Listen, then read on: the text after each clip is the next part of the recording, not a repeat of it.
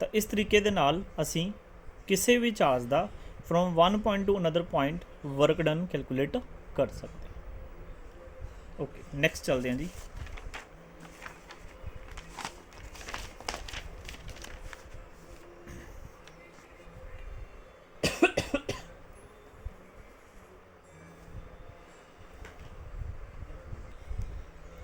Next question ਵੱਲ ਚੱਲਦੇ ਹਾਂ ਜੀ।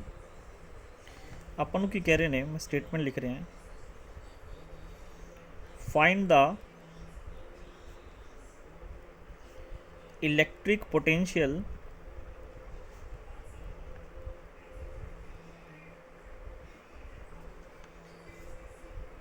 at the surface of gold nucleus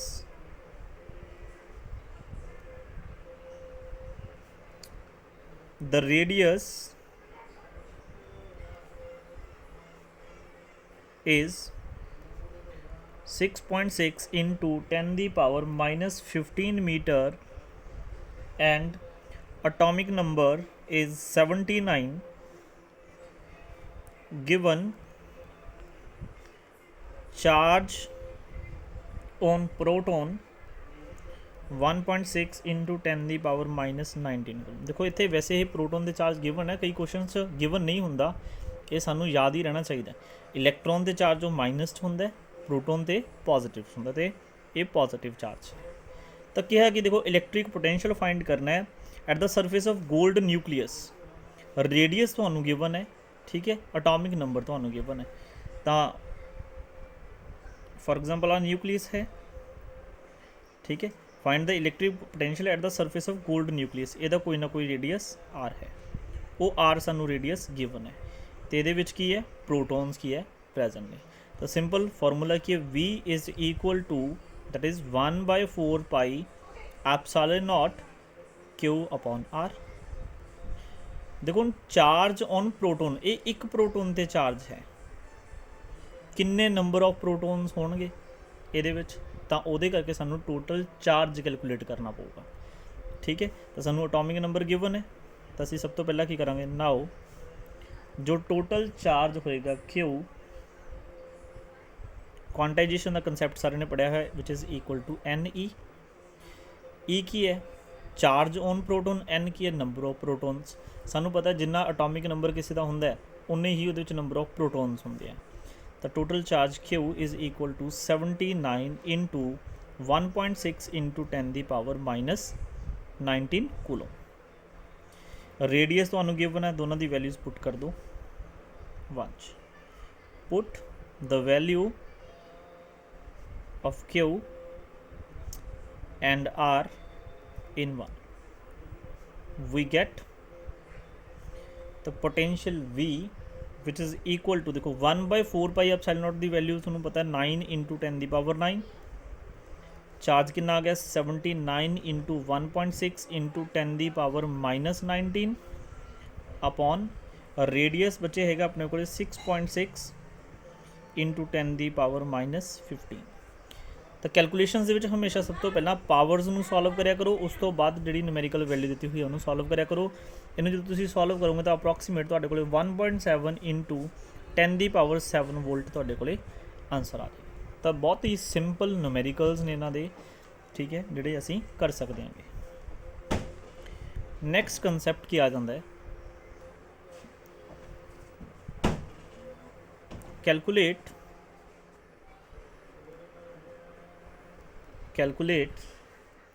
position at which electric potential V equal to 0। ਇਹੋ ਜਿਹੇ ਕੁਐਸਚਨਸ ਬਹੁਤ ਜ਼ਿਆਦਾ ਇੰਪੋਰਟੈਂਟ ਹੁੰਦੇ ਨੇ। if two charges plus 4 microcoulomb and minus 2 microcoulomb are separated by distance 1 metre in air. तो देखो पहला concept समझो, एक चार्ज की है पॉजिटिव, एक चार्ज की है नैगेटिव। मैं तुहानूं दस्सिया सी पॉजिटिव चार्ज करके पॉजिटिव पोटेंशियल होंदा है, नैगेटिव चार्ज करके नैगेटिव पोटेंशियल होंदा है। मतलब एक पॉजिटिव सोच वाली इंसान, एक नैगेटिव सोच वाले इंसान, ठीक है, उन्होंने दोनों को मिला के असी नैट पोटेंशियल कितना करना है, 0। इसका मतलब इस चार्ज करके जो पोटेंशियल आएगा, इस चार्ज करके पोटेंशियल जो आएगा, इन्ना दोनों तो कंबाइन करके असी की पोटेंशियल 0 करना है। वो पोटेंशियल 0 होगा कि पोजीशन पर, वो असी कैलकुलेट करना है। तो यदि आप एक डायग्राम बना लें, सपोज करो कि इस पॉइंट थे की है +4 माइक्रो कूलम चार्ज है, तो इस पॉइंट ते -2 माइक्रो कूलम चार्ज है। तो ये विचकार का डिस्टेंस कितना है, दैट इज़ 1 मीटर। तो देखो बच्चे, इस ते नियर अबाउट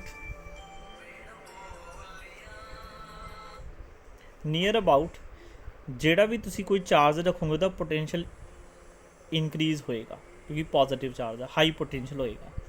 इस दे नियर अबाउट जेड़ा भी चार्ज रखोगे वो पोटेंशियल की है, लैस होएगा।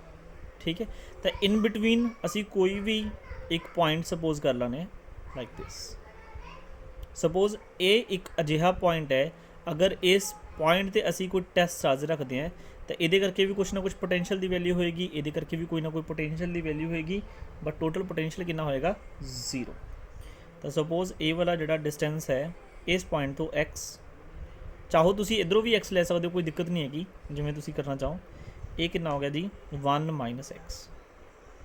देखो आ डिस्टेंस एक्स, आ सारा 1, तो ये कितना रह गया 1 - एक्स। असी इतने की सपोज कर लिया कि रखा सी एक टेस्ट चार्ज। ठीक है जी, तो इस टेस्ट चार्ज से इस चार्ज करके कोई पोटेंशियल सपोज है V1, इस चार्ज से इस चार्ज दे करके सपोज कोई पोटेंशियल है V2, तो दोनों का सम सानू की चाहिए 0। आ मेन कंसैप्ट है, और टोटल पोटेंशियल सानू कितना चाहिए, 0 चाहिए। तो दैट मीनस V1 इक्वल टू इनू कर लो उधर जाके -V2। एक पॉइंट चार्ज करके सानू पोटेंशियल फाइंड करना होंगे, दैट इज़ K 1/4πε0 की लिख लिया, K इंटू चार्ज कितना है 4 माइक्रो 10⁻⁻6। अच्छा डिस्टेंस कितना, that is x, which is equal to, देखो माइनस साइन K। अच्छा फिर Q, देखो मैं तुम दसा सी माइनस साइन इतने कंसीडर करना है, तो आ गया -2 इंटू 10⁻⁻6 अपॉन डिस्टेंस कितना हो गया 1 - एक्स। माइनस माइनस प्लस हो जाएगा, देखो K नाल K कैंसल हो गया, 10⁻⁻ नाल 10⁻⁻6 कैंसल हो गया, तो 4/x minus minus plus 2/1 - x. ठीक है, इतने इनू भी कैंसल कर दो, कितना आ गया 2, इनू क्रॉस मल्टीप्लाई करो तो 2 into 1 - x is equal to x. इनू मल्टीप्लाई कर दो 2 -2x is equal to x. तो 2 इज़ इक्वल टू कितना आ गया बच्चे 3x। तो x कितना आ गया 2/3। तो इस साइड तो x मतलब 2/3 मीटर डिस्टेंस से अगर कोई भी टेस्ट चार्ज तुम रखोगे, उत्थे पोटेंशियल कितना होगा, उस पॉइंट पर पोटेंशियल की वैल्यू कितनी होगी, 0 होगी। तुम चाहो तो इस साइड तो भी कैलकुलेट कर सकते हो। जी कई बार क्वेश्चन के गिवन होंगे कि जो डिस्टेंस फाइंड करना है वो किहड़े चार्ज तो करना है। फॉर एग्जाम्पल +4 माइक्रो कूलम तो तुहानू इस साइड तो देखना पएगा, अगर तुहानू गिवन है भी इस तो दसो -2 माइक्रो कूलम तो तुहानू ये अकॉर्डिंग दसना पवेगा, वो तुम कैलकुलेशनस अपने कर सकते हो। जो अगर ये एक्स है तो 1 - एक्स कैलकुलेट कर लो, आ डिस्टेंस आ जाएगा। ठीक है जी, आई होप कि तुहानू ये समझ लग गया होगी। इहो जी सिंपल क्वेश्चन ने तुसीं कर सकते हो।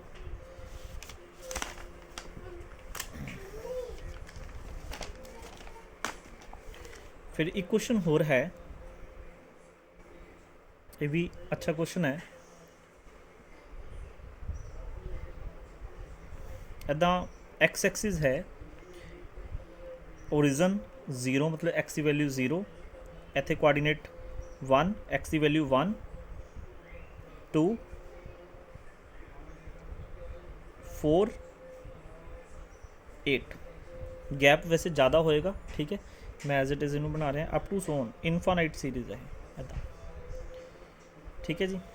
इस फस्ट कोआर्डीनेट ते चार्ज हैगा क्यू, सैकेंड ते भी क्यू, थर्ड ते भी क्यू, फोर्थ ते भी क्यू, ठीक है। तो कहते ओरिजन ते पोटेंशियल की वैल्यू कैलकुलेट करो।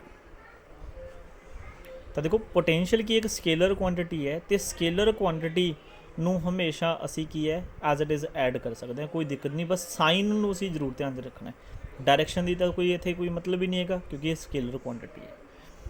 तो पोटेंशियल एट ओरिजन असी फाइंड करना है। देखो इस पॉइंट ते असी पोटेंशियल फाइंड करना, तो असी इत्थे की प्लेस करांगे टेस्ट चार्ज क्यू नॉट।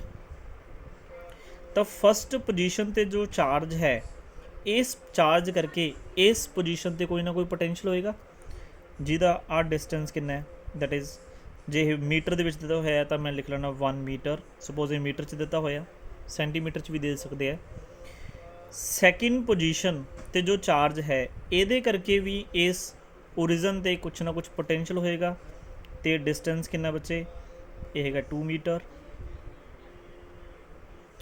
जो फोर्थ पोजीशन मतलब फोर्थ कोआर्डीनेट ते जो चार्ज है ये करके भी इस ओरिजन ते की है पोटेंशियल होएगा जिदा डिस्टेंस कितना है जी 4 मीटर। सिमिलरली ये करके भी एक पोटेंशियल होएगा जिदा डिस्टेंस कितना, दैट इज़ 8 मीटर। तो जो 1 नंबर पॉइंट ते पोटेंशियल है, सपोज यदि वैल्यू V1 है, सेकंड करके जो है सपोज V2 है, इस पॉइंट करके सपोज V3 है, इस करके सपोज V4 है।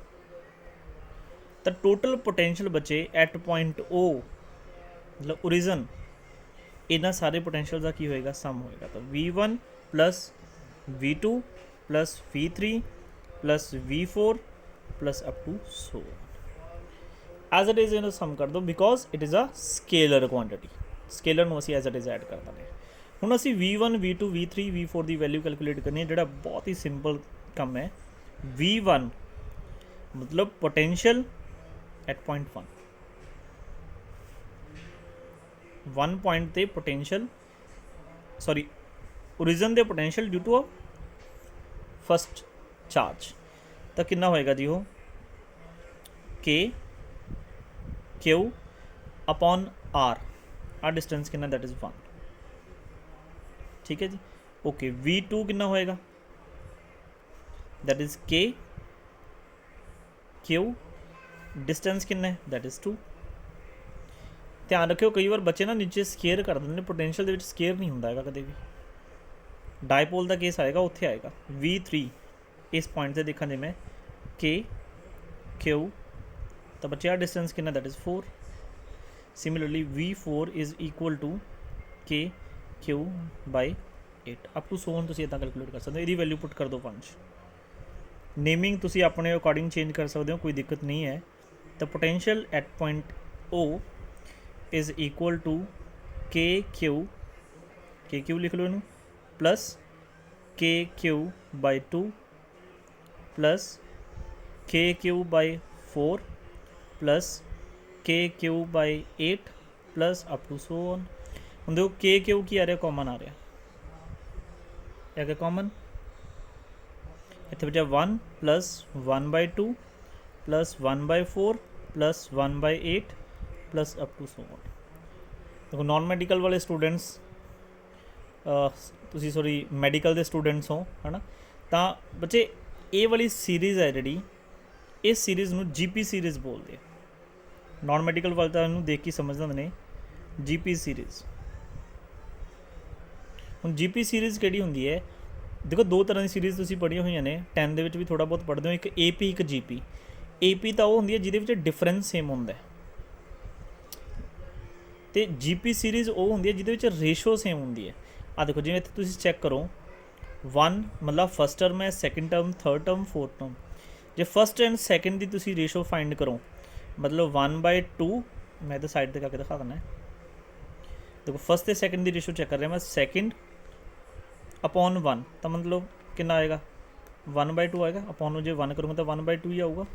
अच्छा जी सैकेंड दे थर्ड की मैं चैक करा तो की होगा 1/4 अपॉन 1/2 तो इन्हू सॉल्व करो की होगा 1/4 इंटू 2/1 तो कट के बच्चे भी कितनी आएगी 1/2 जो तुम थर्ड तो फोर्थ में चैक करो तो ये भी 1/4 ये आएगी तो 1/8 अपॉन 1/4 तो 4 की हो गया 1 तो चैक करो 1/2 1/2 1/2 1/2 इस तरीके दे नाल ਜਿਹੜੀ ਸੀਰੀਜ਼ ਦੇ ਵਿੱਚ ਰੇਸ਼ੋ ਸੇਮ ਹੁੰਦੀ ਹੋਵੇ ਉਹ ਜੀਪੀ ਸੀਰੀਜ਼ ਹੁੰਦੀ ਹੈ ਤੇ ਇਨਫਾਈਨਾਈਟ ਜੀਪੀ ਸੀਰੀਜ਼ ਨੂੰ ਸੋਲਵ ਕਰਨ ਦੇ ਲਈ ਸਾਡੇ ਕੋਲ ਇੱਕ ਫਾਰਮੂਲਾ ਹੈ ਉਹ ਫਾਰਮੂਲਾ ਕੀ ਹੈ sum of infinite GP series ਦਾ ਫਾਰਮੂਲਾ ਕੀ ਹੈ a अपॉन 1 माइनस r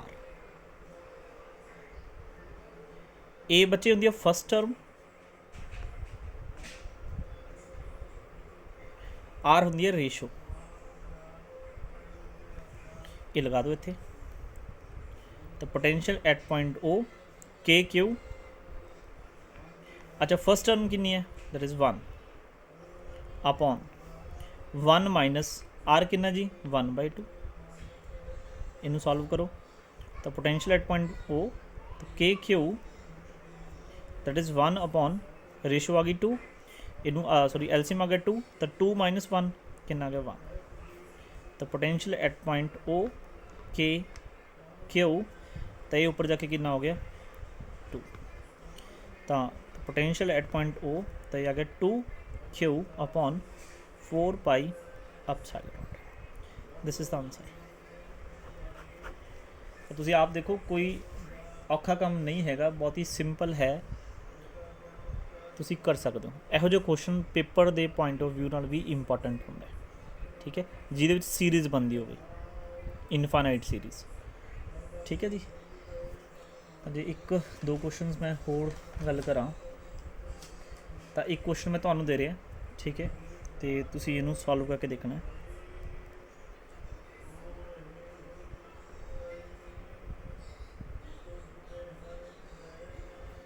दो चार्जेस ने एक चार्ज है 3 इंटू 10 की पावर -8 ए पोजीशन ते पे एक बी पोजीशन ते चार्ज प्रेजेंट है -2 इंटू 10 की पावर -8 कूलम इन्हां दे विचकार दा बच्चे डिस्टेंस सानू गिवन है दैट इज़ 15 सेंटीमीटर ध्यान रहे यूनिट्स का ध्यान रखना है 15 सेंटीमीटर तो तुसी की है एक पॉइंट फाइंड करना है जिथे जो पोटेंशियल है उसकी वैल्यू 0 आवे फाइंड द पोजीशन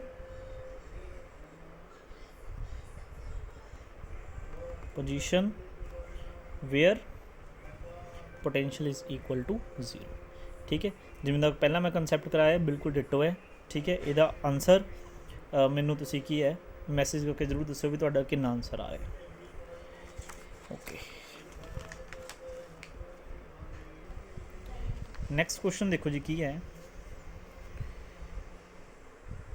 एक अपन स्केयर गिवन है स्केयर मतलब जिहदियां सारियां साइड्स इक्वल होण एक स्केयर है स्केयर ते अलग अलग पॉइंट्स ने सपोज आ पॉइंट ए हो गया this is a point B and this is a point C and this is point D square दे चारों कॉर्नर्स ते चार्जेस गिवन ने +1 microcoulomb here is also +1 microcoulomb C and D ते -1 microcoulomb here is also -1 microcoulomb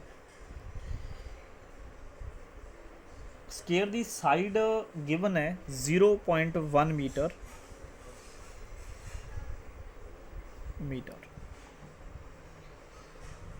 तो अपन कह रहे हैं कि calculate electric potential that means V at the center of the sphere at the center of square ਦੇ centre